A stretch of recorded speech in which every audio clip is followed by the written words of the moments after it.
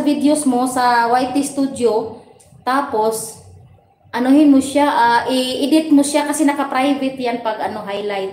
I-edit mo siya, pagtapos mo siya edit, i-ano mo yung monetization mo, i-on. Yun lang naman. Dalawa lang gagawin mo. Agoy, I love you. Bakit I love you?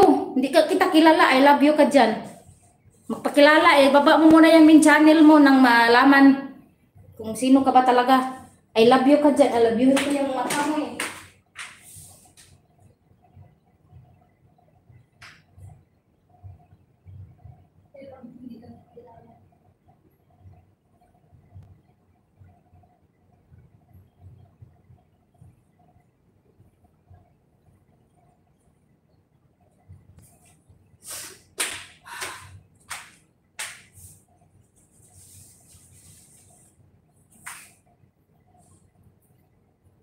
Nandyan ka ba, Kuya Jewel? Makinig ka.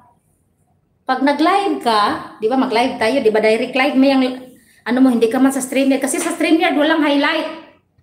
So ngayon, dito tayo sa mapahiga man sa umapatayo ang direct live, makakuha ka ng highlight.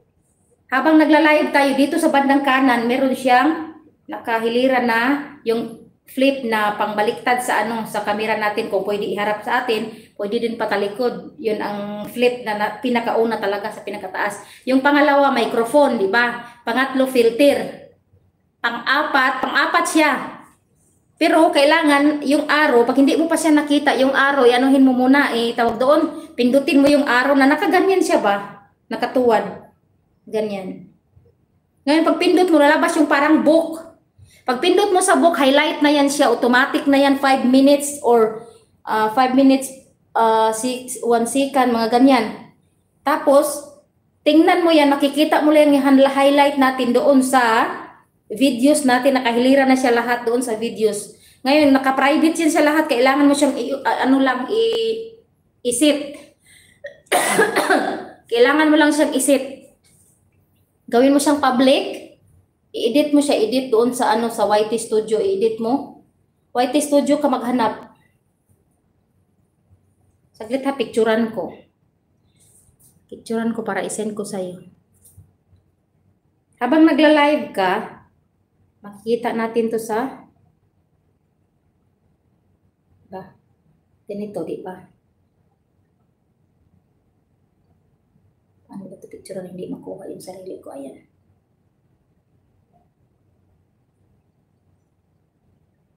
O, ayan. Dito habang nagla-live tayo, ito makikita natin sa gilid, di ba? Mapatayo man yan, horizontal man or vertical ang ating live, pwede tayo magkuha ng highlight. Pero sa StreamYard, wala to. Para kahit hindi ka maka-upload, meron kang ito. Saglit ha, ipakita ko siya para malaman mo, para sunod na live mo, makakuha ka ng highlight.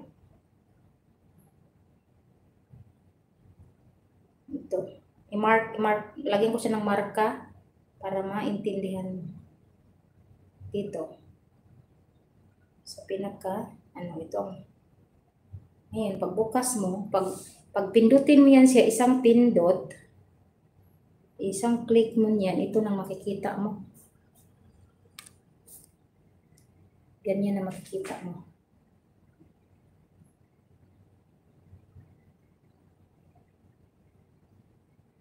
Ngayon, i-edit ko siya para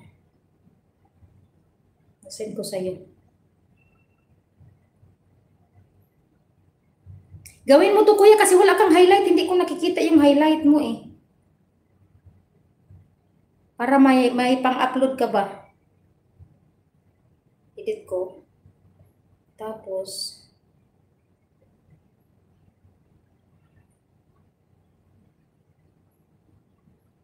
ang lalabas niyan, pag pinindot mo, ganito. Yung parang box siya. Diba? Ngayon, pag pinipindot mo siya, dahil lang ay pakita ko sa iyo, pag pinindot mo siya, ganito naman ang lalabas. Saglit ha.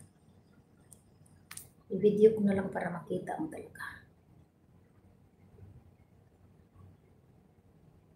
Ayan, pag pinindot mo yan, kuya,